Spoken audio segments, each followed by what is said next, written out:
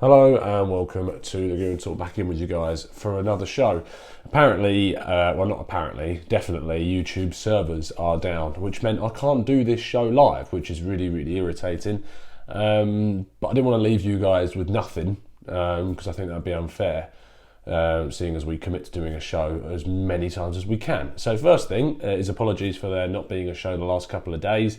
As you can tell from my demeanour and the way I'm talking right now, I'm not really on top form. I'm just recovering from illness, to be honest. So I hope that you can hear me fine and it's coming across fine, but I'm not going to be the enthusiastic self, shall we say, in regards to how I was for the Newcastle game, because I just haven't got the energy right now.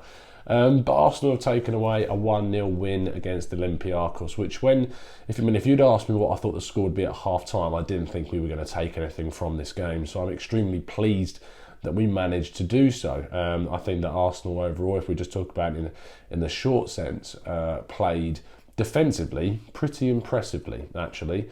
I was concerned to see Socrates playing at right back because he's played there before, but very little. And when they've got some players like El Arabi, for instance, and Valbuena, I thought that they might exploit that weakness in our right-hand side. What that does sort of make me question is where Ainsley Maitland-Niles fits in, because Ainsley Maitland-Niles has not really been in the side or squad quite a few times this season.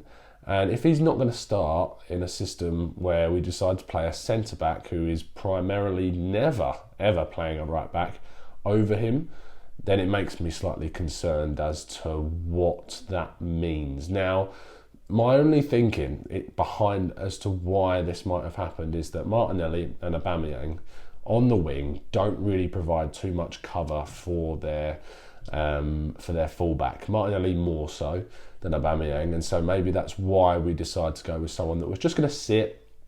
And actually, tactically, when we pushed forward, Socrates didn't go. Socrates stayed back in a back three, and Saka pushed forward and joined the attack, and basically it dropped into us becoming a 3-4-3 formation instead of just playing in the 4-2-3-1. So I think that's probably what we were going for in terms of a system, but I was very surprised to see that Ainsley Maitland-Niles didn't start and didn't play at all. And actually, when Socrates was getting cramped, I was very surprised that that was the route that we went down, because I just can't. If he's not going to play in these games, then I think that there's a big chance that we don't see Maitland-Niles again. And that sounds really harsh, but I can't see Arteta deciding to just suddenly play him in another game when he's not going to play him in this one. It wouldn't add up for me. So this could be someone who you could see leave Arsenal in the summer. I'm interested to know what your thoughts are on that, so please make sure you leave in the comment section below your thoughts on about Ainsley Maitland-Niles. Do you think he's going to stay? Do you think he's going to go? Do you think he should be playing more than he is? Would you have started him tonight? Another player that I was surprised started was Bernd Leno, because of course Emi Martinez has been playing our Europa League games. This is Arteta's first Europa League fixture, and Arteta decided to go with Bernd Leno. So that obviously means that we're not going with the whole European and FA Cup run of goalkeepers of Emi Martinez. I'm assuming Martinez will continue against Portsmouth in the FA Cup, but I'm expecting to see Leno. Maybe Martinez will come in for the home game, but I like it. I've always been in favour of Arsenal maintaining their stronger keeper in these games. You can't be taking them for granted. And I think he made the right decision. Leno made some fantastic saves. There was one from an offside bar, I believe it was, headed from a lofted free kick from Valbuena. That was impressive and really strong from Leno, so I was very happy with that.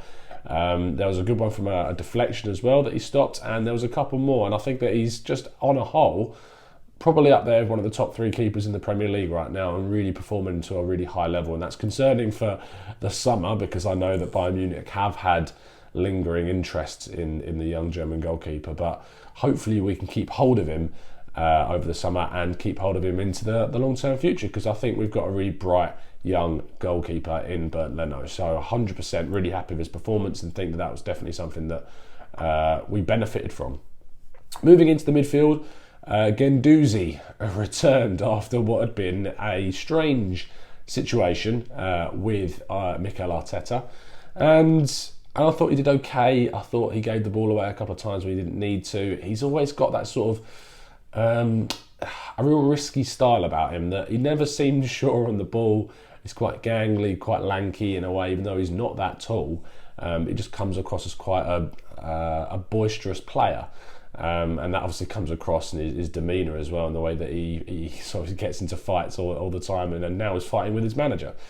But I just think that he did okay. And I thought Xhaka had a really, really good game again. I think I cannot understate how important Granit Xhaka is being to this team right now. He's imperative to Arteta's system.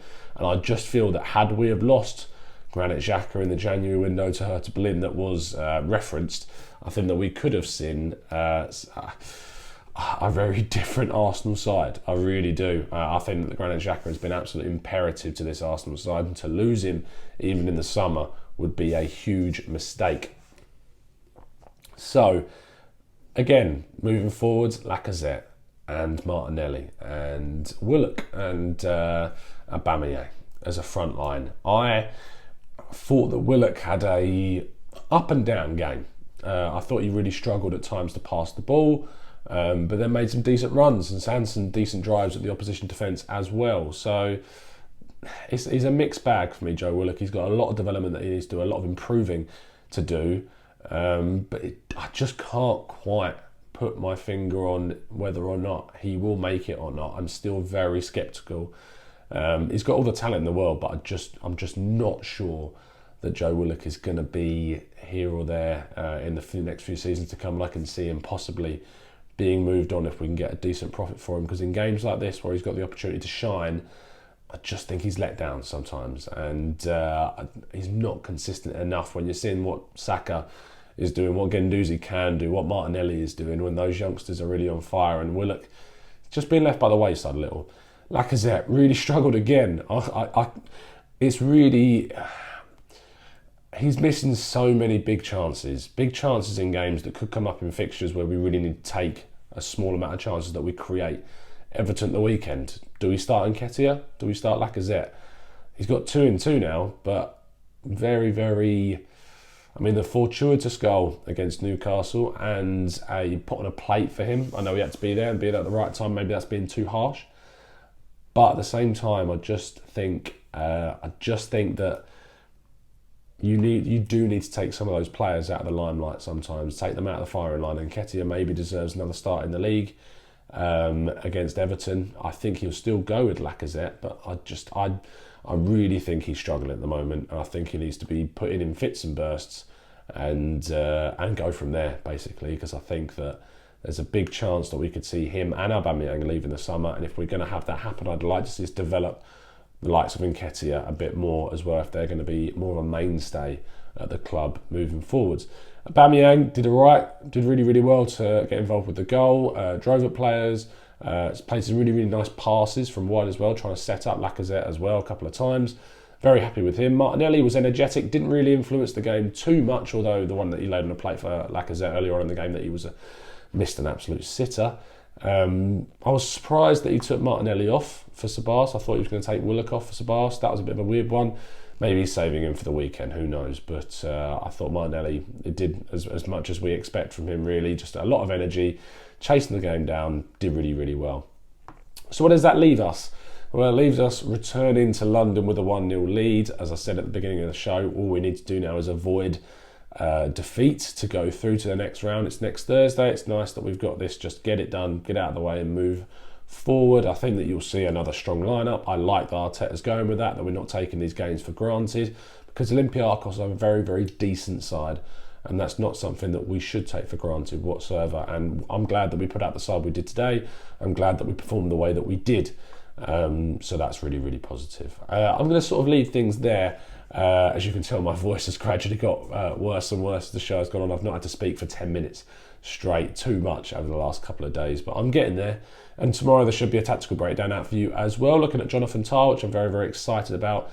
So yeah, I really hope you enjoyed that. Also, I'm going to leave a link in the description below to my latest article on Nabil Fekir, on his transition from Lyon to Real Betis in La Liga. A nice tactical breakdown in written form on something to do with Spanish football. So please do go check that out. I'll see you again very, very soon after the Everton game, of course. But other than that, have a fantastic rest of the week, and I'll see you at the weekend, and I'm praying I feel a bit better as well. And as always, up the Arsenal.